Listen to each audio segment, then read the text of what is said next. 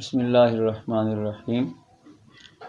نحمدہ ونصلی علی رسول الکریم اما بعد۔ محترم ناظرین و سامعین کرام، السلام علیکم ورحمۃ اللہ وبرکاتہ۔ آج کی ویڈیو ایک عوامی موضوع پر ہے اور وہ یہ ہے کہ والدین کے حقوق کیا ہیں، اولاد کے حقوق کیا ہیں، اور اگر اللہ نے چاہا تو اس پر ایک دو ویڈیو آئیں گی، اس کے بعد میاں بیوی کے حقوق کے بارے میں بات کریں گے، چونکہ لوگ پوچھتے ہیں کہ بعض اوقات میاں بیوی کے درمیان چھوٹی سی بات بہت بڑے مسئلے کا سبب بن جاتی ہے، اس کی کیا وجہ ہے۔ اسی طریقہ سے والدین کے بارے میں تو ہر گھر کا تقریباً، اگر نہیں تو ہر 10ویں گھر کا یہ مسئلہ ہے کہ اولاد ماں باپ کی نافرمان ہے، اور یہ قیامت کی علامات میں سے ایک علامت ہے۔ حدیث جبرائیل میں ہے کہ نبی کریم صلی اللہ تعالیٰ علیہ وسلم سے جناب جبرائیل نے پوچھا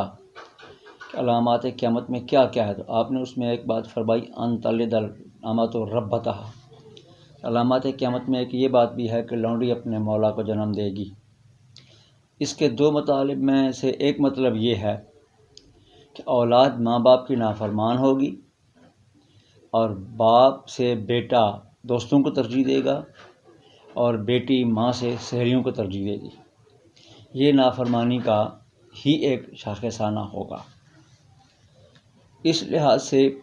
ضروری ہے، اور یہ بھی افسوس کی بات ہے کہ اس پر منبر و محراب میں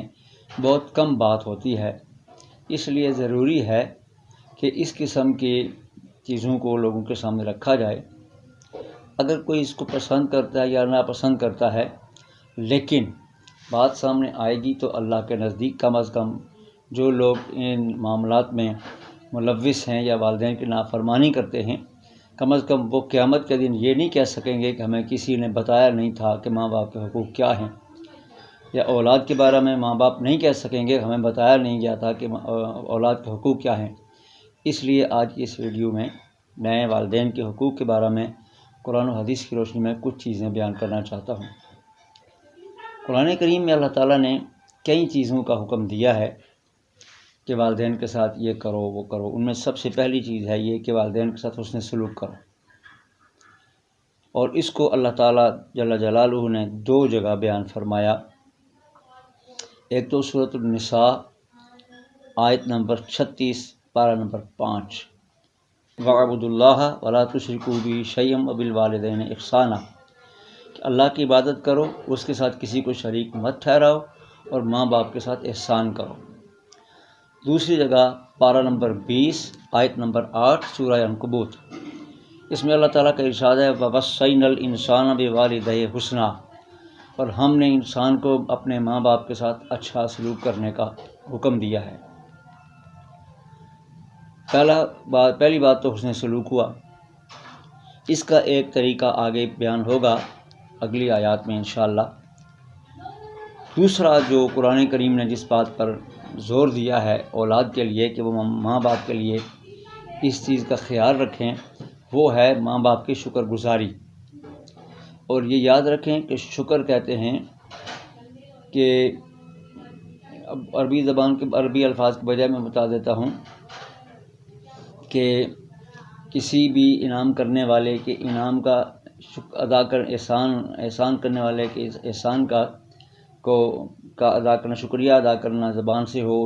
یا دل سے ہو یا اعضاء سے ہو۔ تو شکر گزاری والدین کے لیے، اللہ تعالیٰ کے لیے، یہ دونوں یکساں قرآن کریم میں اللہ نے بیان فرمائیں۔ اللہ نے فرمایا سورہ لقمان پارہ نمبر 21 آیت نمبر 14، اس میں اللہ کا ارشاد ہے، ان اشکر لی ولوالدیک، کہ شکر ادا کرنا ہے تو میرا کرو جو میں آپ کا خالق مالک رب ہوں، اور دوسرا والدین کا کہ جنہوں نے آپ کو بہت ہی کمزور ترین حالت سے پرورش کر کے اس قابل بنایا کہ آپ دنیا میں کچھ کردار ادا کر سکتے ہیں۔ اس سلسلے میں لوگوں کا بڑا اچھا رویہ سامنے آتا ہے۔ مثلا میں راولپنڈی میں تھا تو وہاں میرے پاس ایک شخص آیا مسئلہ پوچھنے کے لیے۔ اس نے کہا کہ جی میں نے نظر مانی تھی کہ اگر مجھے اللہ نے بیٹا دیا تو میں اس کا نام فلاں رکھوں گا، لیکن اب بڑے اللہ کے ساتھ تو میری بات نظر کی تھی، میں وہ نام رکھنا چاہتا ہوں، مگر میرا چھوٹا رب مجھے اس کی اجازت نہیں دے رہا، میرا والد، تو میں کیا کروں؟ میں نے کہا دونوں ناموں کو ملا کر ایک نام رکھ لو، دونوں رب راضی ہو جائیں گے۔ تو مقصد کہنے کا یہ ہے کہ والدین کو اللہ تعالیٰ نے اپنے ساتھ اس لحاظ سے منسلک رکھا کہ شکر ماں باپ کا بھی کرو اور شکر اللہ تعالیٰ کا بھی کرو۔ اور ایک جگہ اللہ تعالیٰ نے فرمایا کہ ماں باپ کے ساتھ اس لیے اسے سلوک کرو کہ اس کی ماں بڑی مشکل سے اس کو پیٹ میں اٹھاتی ہے، پھر اس کو جنم دیتی ہے، پھر اس کو 30 مہینے تک خون پلاتی ہے، خون جگر پلاتی ہے، 2 سال تک خون جگر پلاتی ہے۔ تو یہ کوئی معمولی احسان نہیں ہوتا، اس لیے والدین کا شکر ادا کرنا چاہیے۔ ایک اور چیز جس کی طرف قرآن کریم میں اللہ تعالیٰ نے توجہ دلائی اولاد کی، وہ یہ ہے کہ ماں باپ کے ساتھ ادب اور نرمی سے گفتگو کرو۔ چنانچہ اللہ تعالیٰ نے سورہ بنی اسرائیل 15ویں پارے کی آیت نمبر 23 میں ارشاد فرمایا فَلَا تَقُل لَّهُمَا أُفٍّ وَلَا تَنْهَرْهُمَا وَقُل لَّهُمَا قَوْلًا كَرِيمًا، کہ ماں باپ جب بڑھاپے میں تم میں سے چاہے 2 ہوں یا 1 ہو تمہارے پاس موجود ہوں تو ان کے سامنے اف بھی مت کہو۔ اف کا معنی ایسا کلمہ کہنا جو ان کو ناگوار گزرے، اور ان کے سامنے اور ان کو جھڑکو بھی نہیں، اس لیے کہ جھڑکنے کا تو اللہ تعالیٰ ایک سائل کو بھی اجازت نہیں دیتا کہ سائل کو جھڑکیں چہ جائے کہ جنہوں نے انگلی پکڑ کے انسان کو اس قابل بنایا ہو تو اس کو جھڑکے تو وہ کون سا اچھا عمل ہوگا یا اسے کون اچھا کہے گا۔ اور اس کے بعد اللہ نے فرمایا ان کے لیے بڑی نرم بات کرو، اور اس کا طریقہ علماء نے یہ لکھا ہے کہ اگر فرض کیا ماں یا باپ میں سے کسی بات پر بیٹے کو اعتراض ہو کہ ان کی یہ بات درست نہیں ہے، تو اس کو یہ حق نہیں ہے کہ وہ یہ کہے کہ ابا جی یا امی جی آپ کی یہ بات درست نہیں ہے۔ اکبر الہ آبادی نے اسی لیے کہا تھا ہم ایسی سب کتابیں قابل ضبطی سمجھتے ہیں کہ جن کو پڑھ کے بیٹے باپ کو خبطی سمجھتے ہیں۔ تو اسے یہ نہیں کہنا چاہیے کہ یہ بات درست نہیں ہے، بلکہ کہنے کا طریقہ یہ ہے کہ ابا جی آپ کی بات یا امی جی آپ کی بات درست ہے، لیکن میرا خیال یہ ہے کہ اگر اس کو ایسے کر لیا جائے تو کیا یہ بہتر نہیں ہوگا۔ اس طرح ان کا ادب بھی ملحوظ رہے گا اور اس کی رائے بھی ماں باپ کے سامنے آ جائے گی، اور ظاہر ہے کہ ماں باپ جب کسی معاملے میں بیٹے کو درست دیکھتے ہیں تو وہ اس کا ساتھ دیتے ہیں۔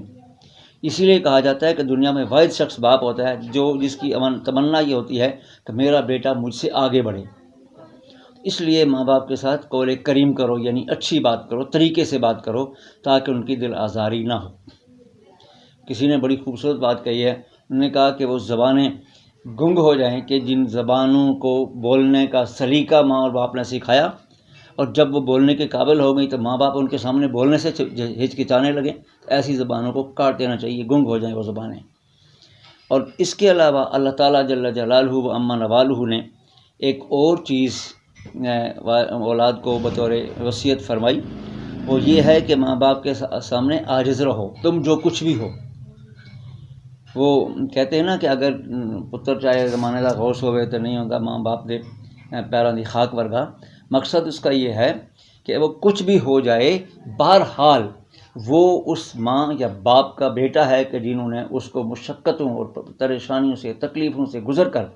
اس قابل کیا ہے۔ ماں سارا دن گھر میں اس کی دیکھ بھال کرتی تھی، اور باپ اپنا خون اور پسینہ شدید ترین گرمیوں میں بھٹیوں کے سامنے پتہ نہیں کہاں کہاں اپنا خون پسینہ بہا کر اس کے لیے روٹی لے کے آتا ہے، تو ان کا احسان کون ہے جو ادا کر سکتا ہے۔ اس لیے اللہ نے فرمایا کہ جب بھی تم بڑے سے بڑے عہدے پر پہنچ جاؤ، لیکن یاد رکھو کہ تم سے کہیں بڑا تمہارا باپ ہے، تم سے کہیں بڑی تمہاری ماں ہے، ان کے سامنے عاجزی سے پیش آؤ۔ قرآن کریم میں اللہ تعالیٰ نے سورہ بنی اسرائیل آیت نمبر پارہ نمبر 15 اور آیت نمبر 25 میں ارشاد فرمایا وَاخْفِضْ لَهُمَا جَنَاحَ الذُّلِّ مِنَ الرَّحْمَةِ، اور ان کے سامنے شفقت سے اپنے پر بچھائے رہو۔ اپنے پر بچھانے کا مطلب یہ ہے کہ چاہے تمہارے اوپر سے ماں باپ گزر بھی جائیں تو تب بھی تم برا مت محسوس کرو، ان کے ساتھ نرمی اور عاجزی سے پیش آؤ۔ اور اس کے بعد اس پر اگر میں تاریخی حوالے دینا شروع کروں تو بات بہت لمبی ہو جائے گی، اس لیے میں انہی آیات کے سلسلے میں آگے بات بڑھاتا ہوں۔ اور اس کے علاوہ اللہ تعالیٰ جل جلالہ عما نوالہ نے فرمایا کہ بعض اوقات ایسا بھی ہوگا کہ تمہارے ماں باپ تمہارے نظریے کے مطابق نہیں ہوں گے، وہ شرک میں مبتلا ہوں گے۔ اگر ایسا ہو تو کیا کرنا چاہیے؟ تو اللہ تعالیٰ نے فرمایا کہ بالائی میں ان کی اطاعت کرو۔ فرمایا من جاہداک علی ان تشرک بی ما لیس لک بہ علم، اگر وہ تجھ سے جھگڑیں اس بات پر کہ تو اس کو شریک ٹھہرائے میرے ساتھ جس کا تجھے علم نہیں ہے، فلا تطیعہما، ان کی پیروی مت کرو، الی مرجعکم، میرے پاس ہی تم کو آنا ہوگا، فانبئکم بما کنتم تعملون، میں تمہیں بتاؤں گا کہ تم کیا کرتے رہے ہو۔ اب ماں باپ کی اطاعت بالمعروف، اس کے لیے یہ سورہ لقمان 12 نمبر 21 آیت نمبر 15 میں اللہ تعالیٰ نے فرمایا وصاحب ما فی الدنیا معروفا، اگر ماں باپ تمہارے مشرک ہیں تو تب بھی دنیا میں تمہیں ان کے ساتھ بھلائی کا سلوک کرنا چاہیے۔ اس کی 2 مثالیں میں عرض کرتا ہوں۔ ایک تو یہ کہ نبی کریم صلی اللہ علیہ وسلم کی سالی حضرت اسماء بنت ابوبکر نبی پاک کے پاس آئیں، ان کی والدہ مشرکہ تھیں،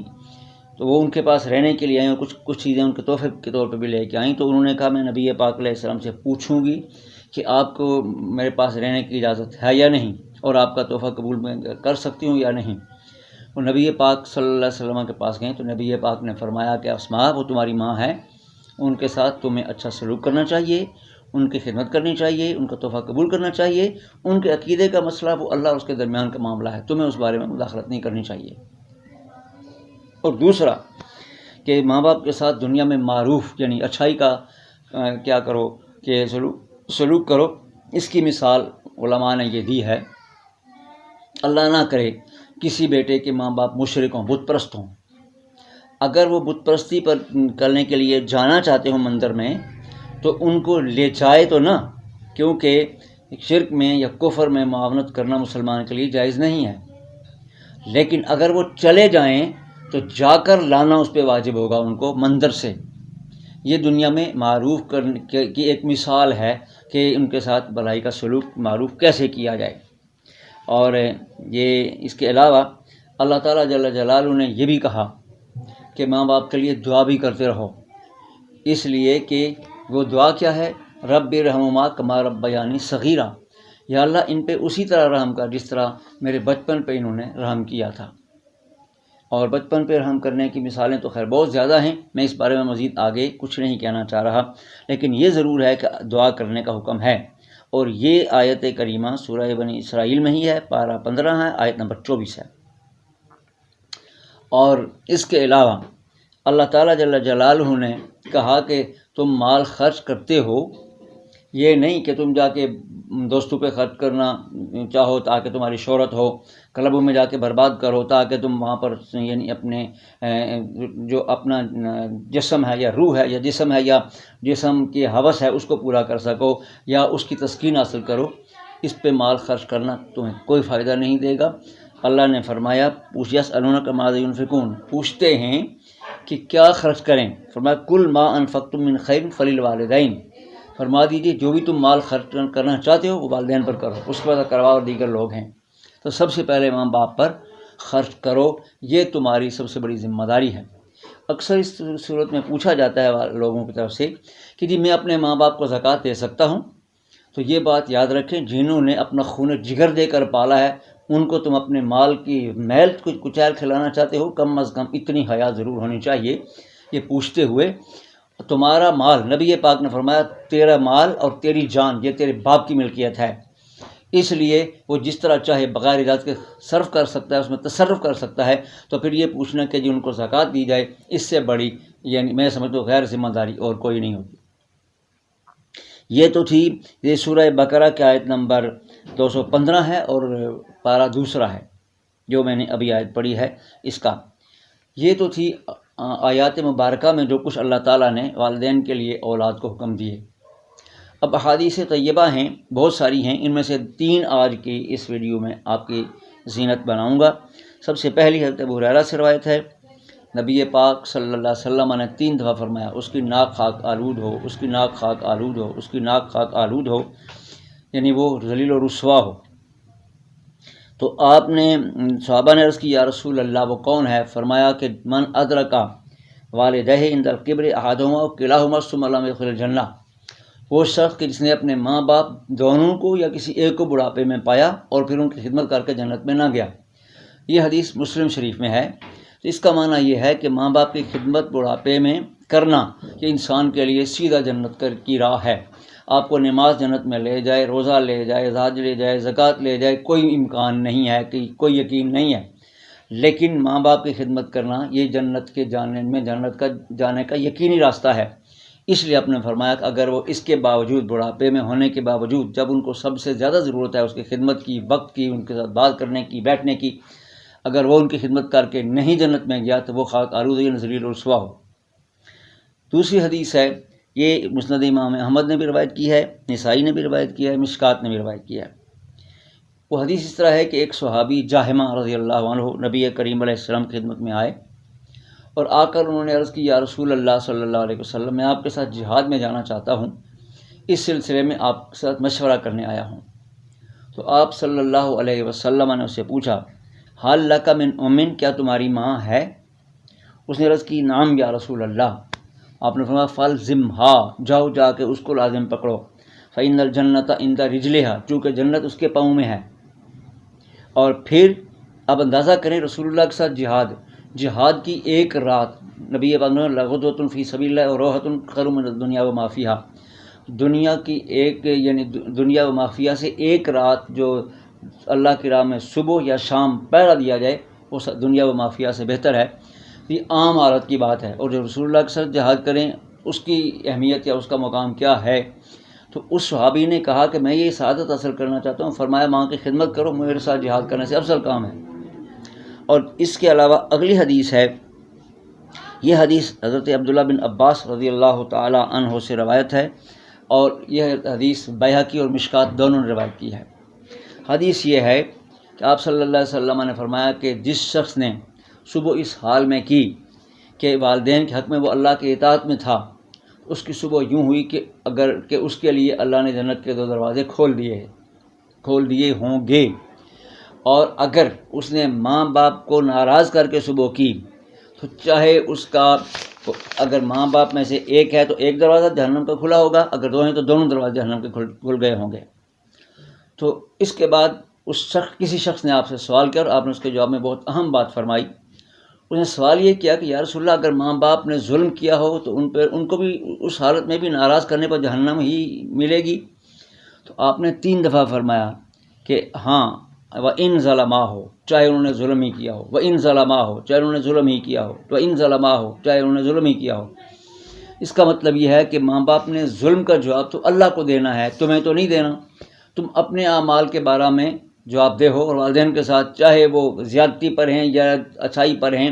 ان کے ساتھ تم اچھائی کرو، اپنے عمل ٹھیک رکھو۔ ماں باپ کے معاملات کی جواب دہی اپنے ماں باپ پر چھوڑو، ان کے اعمال کے سلسلے میں تم جواب دہ مت بنو۔ تو ہمیں اس سلسلے میں یہ کہ والدین کے ساتھ اچھا سلوک ہر حالت میں کرنا ہے، اور اس سے آگے مزید کچھ احادیث ہیں انشاءاللہ وہ آئندہ ویڈیو میں پیش کی جائیں گی۔